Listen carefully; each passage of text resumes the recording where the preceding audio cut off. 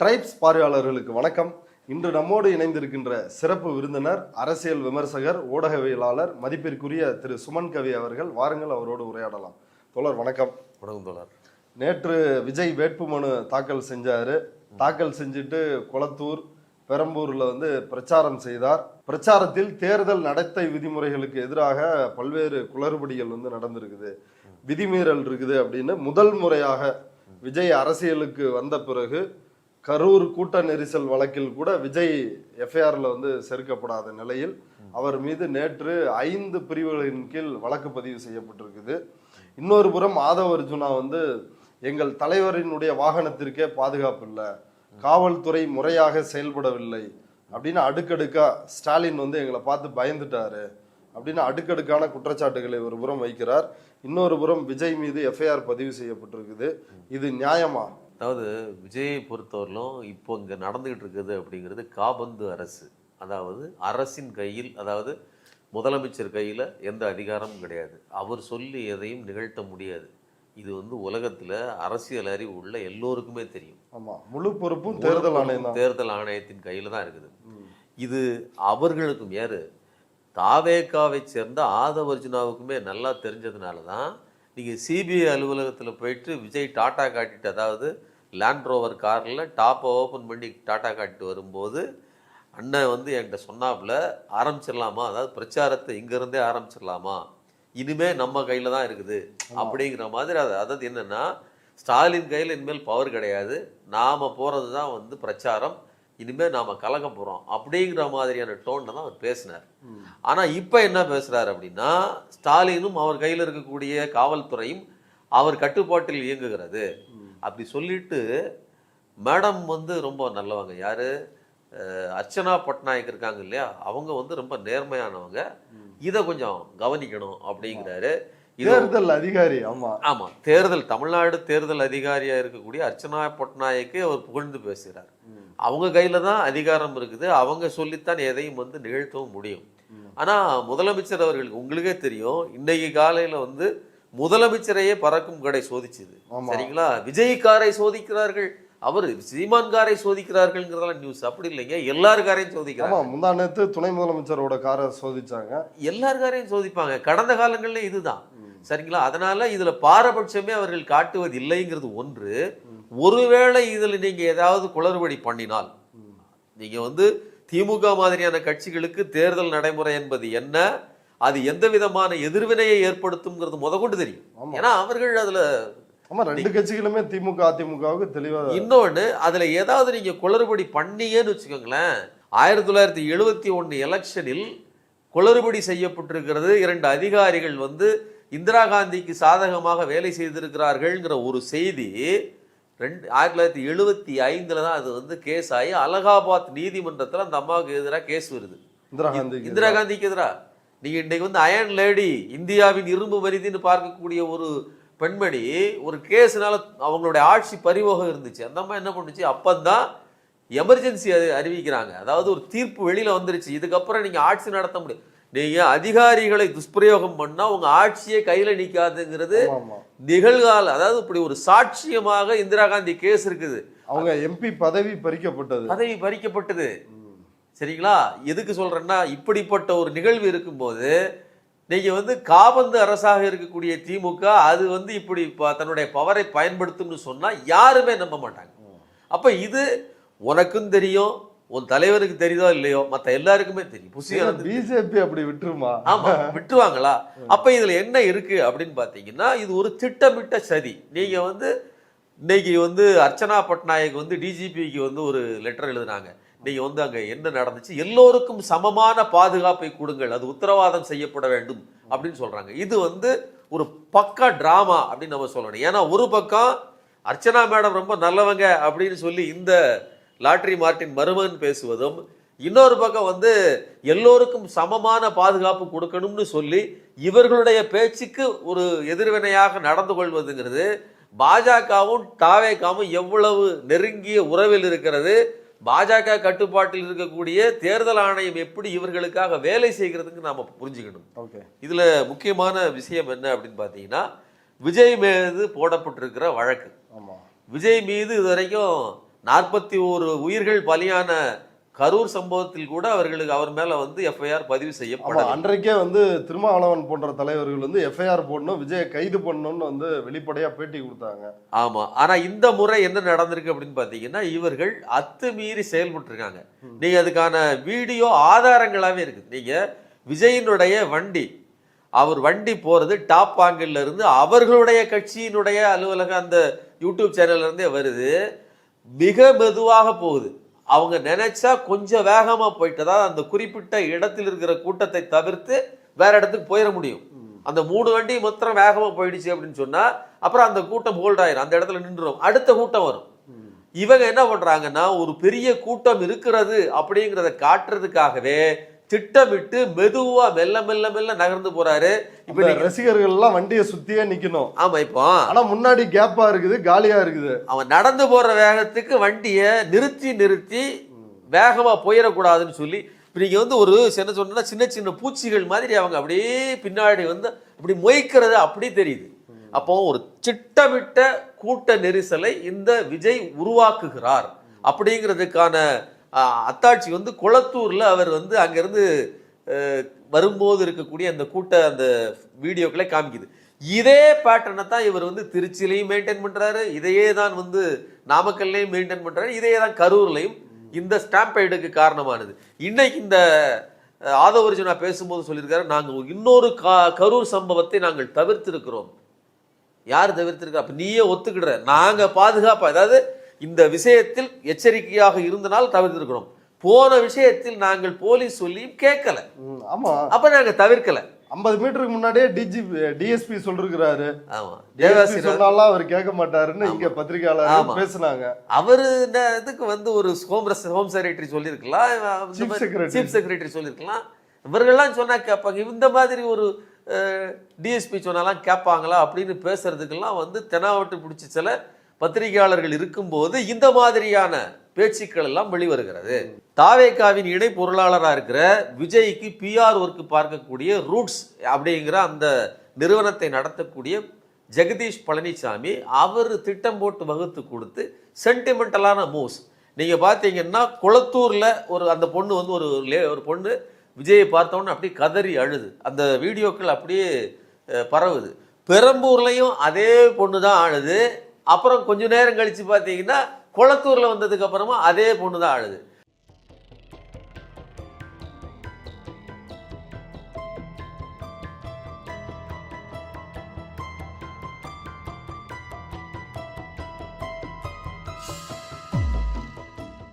அப்ப கரெக்டா கேமராவை ஃபோக்கஸ் பண்ணி அழுறதுக்கு சைடு ஆர்டிஸ்ட்டை பிடிச்சி, அதாவது ஒரு காலேஜ் பொண்ணு மாதிரி நீங்க திரைப்படங்கள்ல தானே வந்து பார்ப்பேன், நீங்க வந்து சைடு ஆர்டிஸ்ட்லாம் வந்து வருவாங்க இல்லையா, அதே மாதிரி துணை நடிகர்களை பயன்படுத்தி நடிக்க வச்சு வீடியோவை ப்ரமோட் பண்ணியிருக்காங்க. இது ஒரு பக்கம் நடந்திருக்கு. எதுக்கு சொல்றேன்னா, எவ்வளவு திட்டமிட்டு வேலை செய்யறாங்க பாருங்க.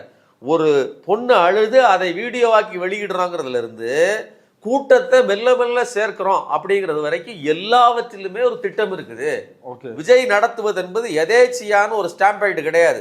நீங்க வந்து 41 பேர் இறந்ததுலையும் இந்த விஷயத்தை அப்படியே கணக்கில் கொள்ளணும். இவங்க எப்படி டிராமா பண்றாங்க, ஒரு திட்டமிடுதல் இல்லாமல் எதேச்சியா போய் டக்குன்னு இறங்கி ஒரு 41 பேர் இறக்கலைங்க, இந்த இடத்துல போறோம் இவ்வளவு கூட்டத்தோட போறோம்னு போறாங்க. இதுல நல்லா கவனிச்சுக்கங்க, அங்க கரூர்லையும் என்ன நடந்துச்சு தெரியும், நாமக்கல்ல இருந்தே கூட்டத்தை அழைத்து வந்தார். ஏற்கனவே அந்த பகுதியில் இருந்த கூட்டம் போக கூடுதலான கூட்டம் ரெண்டும் சேர்ந்ததுன அதே மாதிரி தான் இந்த குளத்தூர்லையும் அதே வேலையை இவர் செய்திருக்கிறார். ஓகே, நேத்து கூட்டத்துல விஜய் என்ன விதிமுறைகளை மீறினார்? குறிப்பா வந்து அவர் வந்து என்னென்ன விதிமுறைகளை மீறினார் அப்படின்னு பாத்தீங்கன்னா, 5 மணிலிருந்து 6 மணி 5 PM to 6 PM வரலும் தான் கூட்டம் கூட்டணும். 500 பேரை தான் நீங்க கூட்டணும். அதுக்கு மேல வந்தாங்கன்னா, அதாவது 500 பேருக்கு 20 போலீஸ், இதுதான் வந்து இது நீங்க எழுதி கொடுத்தீங்கன்னா அது என்னங்கிறத பொறுத்து தான் ஆள் அனுப்புவாங்க. நீங்க எக்ஸ்ட்ரா போலீஸுங்கிறது வந்து ஒரே நாளையில 30-40 இடங்களில் நேற்று மட்டுமே பல்வேறு கட்சியினர் கூட்டம் நடத்துறாங்க. அத்தனை பேருக்கும் பாதுகாப்பு கொடுக்கணும். விஜய் மட்டுமே போகல. இன்னொன்னு, விஜய்க்கு இதே அளவுக்கு பாப்புலாரிட்டின்னா அஜித்துக்கு, ரஜினி இதை விட அதிகமா இருக்கும். நீங்க விஜய் இதெல்லாம் பெருமைப்பட வேண்டிய ஒண்ணுமே கிடையாது. ஆனால் நீங்க ஆர்கனைஸ்டா திட்டமிட்டு கூட்டி வருவதாக இருந்தால் கொடுக்கப்பட்ட 500 பேரை மட்டும் அந்த குறிப்பிட்ட இடத்துல இருந்து பார்த்துட்டு அதுக்கப்புறம் நகர்ந்து வந்தீங்கன்னா அந்த 500 பேர் வரமாட்டாங்க. ஆனால் இவர் என்ன பண்ணியிருக்கிறாரு, 3:40 மணிக்கே, மதியானம் 3:40, கிட்டத்தட்ட 1.25 மணி நேரத்துக்கு முன்னாடியே அவர் வந்து ஸ்பாட்டுக்கு வராரு. 500 பேருங்கிறதுக்கு பதிலாக 5000 பேர் கொண்ட கூட்டத்தை அவர் தன்னோடு அழைத்து வருகிறார். கூடுதலா வந்து 5 சரவுண்ட் சிஸ்டம் ஸ்பீக்கர்ஸ் பயன்படுத்தலாம் அப்படின்னு இவர்களுக்கு அனுமதி கொடுக்கப்பட்டிருக்கிறது. 30 ஸ்பீக்கர் பயன்படுத்துறாங்க. சரிங்களா? இவ்வளத்தையும் பயன்படுத்தி கேம்பெயின்ங்கிற பேர்ல மிகப்பெரிய டிராபிக், ஒரு பெரிய நெரிசலை ஏற்படுத்துறாங்க. இதற்கு எல்லாவற்றுக்கும் சேர்த்துத்தான் நீங்க வழக்கு பதிவு செய்யப்பட்டிருக்குது. பிரிவு 126/2 அதுல வந்து பொது போக்குவரத்திற்கு இடையூறு விளைவித்தல், 189(2) அனுமதிக்கப்பட்ட நிபந்தனைகளை மீறுதல் மற்றும் சட்டவிரோதமாக கூடுதல், கூட்டத்தை சட்டவிரோதமாக கூட்டுறது. அப்புறம் 223 பொதுமக்களுக்கு தொல்லை மற்றும் அமைதிக்கு குந்தகம் விளைவித்தல், பொது அமைதிக்கு குந்தகம் விளைவித்தல் ஆகியவற்றின் கீழ் தமிழ்நாடு நகர காவல்துறை பெரவள்ளூர் அந்த ஸ்டேஷன்ல தான் வந்து 5 பிரிவுகளின் கீழ் இவர் மேல கேஸ் ஃபைல் பண்ணப்பட்டிருக்கு. புகார் கொடுத்தது யார்? விதியை மீறி விட்டாருன்னு. விதியை மீறி விட்டார் அப்படிங்கிறது வந்து வி குமார் அப்படிங்கிற குளத்தூரை சேர்ந்த அந்த நிலைய கண்காணிப்பு குழு அதிகாரி தான் வந்து அவர் அந்த இந்த நெருக்கடியை சட்டமன்ற தொகுதி, ஆமா அந்த குளத்தூர் சட்டமன்ற தொகுதியினுடைய நிலை கண்காணிப்பு குழு அதிகாரி தான் கேஸை ஃபைல் பண்றாரு. இது மட்டும் இல்ல, விஜய் மேல கொடுக்கப்பட்ட கேஸ் ஒரு பக்கம், விஜய் அந்த மாவட்ட செயலாளர் இருக்கார் இல்லையா, அவர்கள் மீது 2 வழக்கு, அதாவது மொத்தம் 3 வழக்கு கொடுக்கப்பட்டிருக்குது 2 பேர் மேல. ஒருத்தர் வந்து சிவா அப்படிங்கிற மாவட்ட டிவிகே மாவட்ட செயலாளர் மற்றும் நிர்வாகி சவுந்தரராஜன், இவங்க 2 பேர் மேல. இவங்க 2 பேர் என்ன பண்றாங்கன்னா, கூட்டம் மிகப்பெரிய கூட்டம் நெருங்கிடுச்சுங்க. நீங்க வந்து அங்க ஒரு கூட்டம் வருதுங்க, அது ரோட்டை அடைச்சிருதுங்க.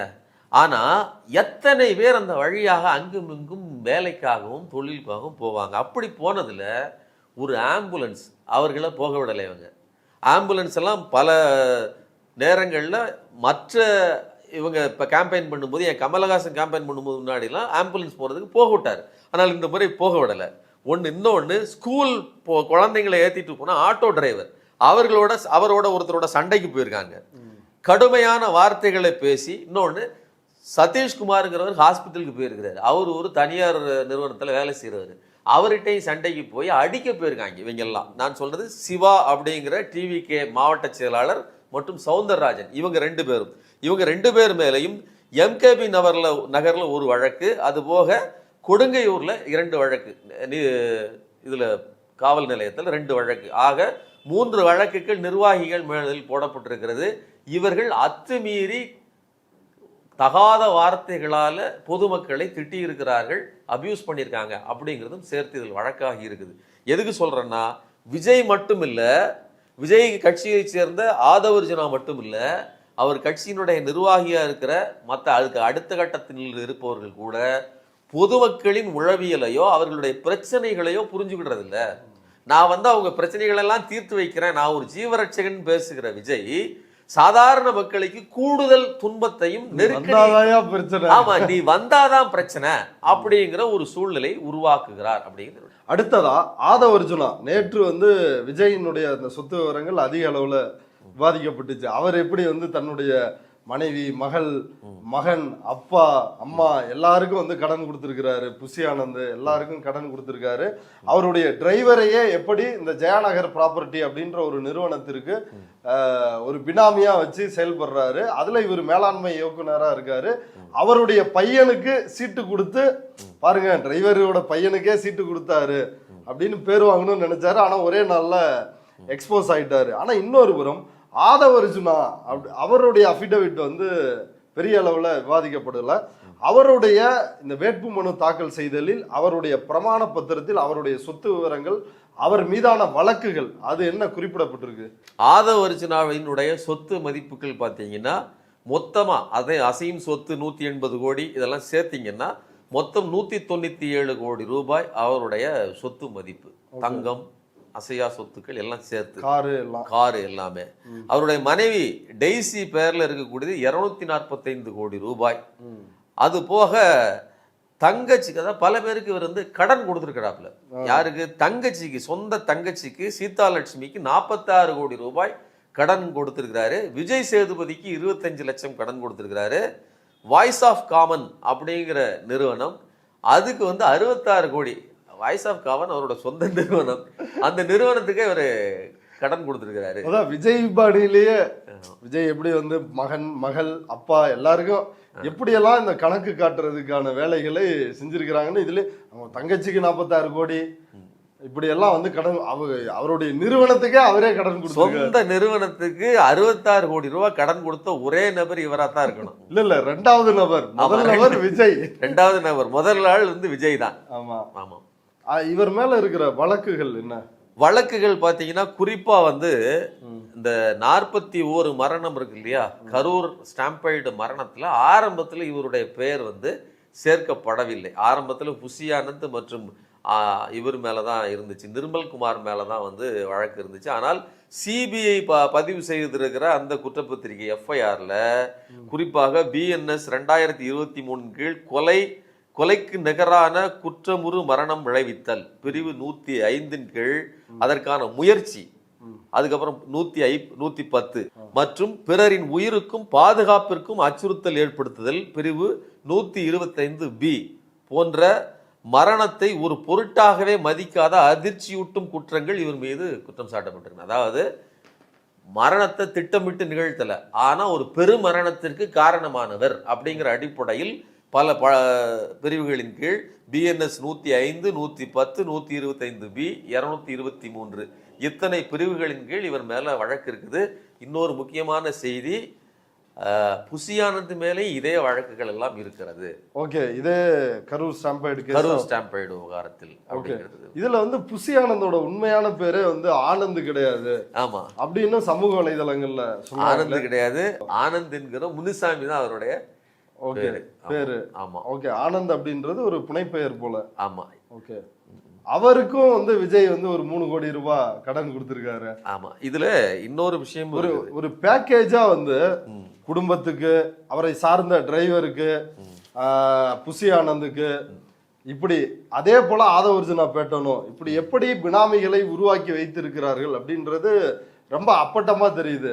ஆனா விஜய் வந்து வேட்பாளர் அறிவிக்கிறப்ப இவங்கெல்லாம் வேட்பாளர்கள் அல்ல, காப்பாளர்கள், இவங்கெல்லாம் எல்லைச்சாமிகள், இவங்கெல்லாம் கொள்ளையடிப்பதற்காக சிந்திக்க மாட்டாங்க, இவங்களுக்குலாம் ஊழல்னாலே என்னன்னு தெரியாது, தங்களை வந்து ஒரு தூய சக்தி அப்படின்னு சொல்றாரு. மற்றவங்களை திமுக உள்ளிட்ட கட்சிகள்லாம் ஊழல் சக்தி, தீய சக்தின்றாரு. அதாவது தன்னை தூய சக்தி அப்படின்னு கூச்சம் இல்லாமல் சொல்லிக் கொள்கிற இந்த விஜய்க்கும் ஆதவர்ஜுனாவுக்கும் அப்படி 10 பொருத்தமும் பொருந்தும். விஜய் வந்து தன்னை நம்பி இருக்கிற ரசிகர்களுக்கு ஒரே காட்சிக்கு 2 டிக்கெட், அதாவது ஒரே சீட்டு, அதாவது இந்த ரசிகர்கள் கூட்டம் கூட்டுறதுக்கு வந்து எக்ஸ்ட்ராவா டிக்கெட் அடிக்கிறது, டூப்ளிகேட் டிக்கெட் அடிக்கிறது. அதே மாதிரியான வேலையை கள்ள டிக்கெட் அதே மாதிரியான வேலையை இவருடைய மாமனார் சாண்டியாகோ மார்டினும் செய்திருக்கிறார். அதுல இவருக்கு பங்கும் இருக்கிறது அப்படிங்கிற செய்தி முக்கியமானது.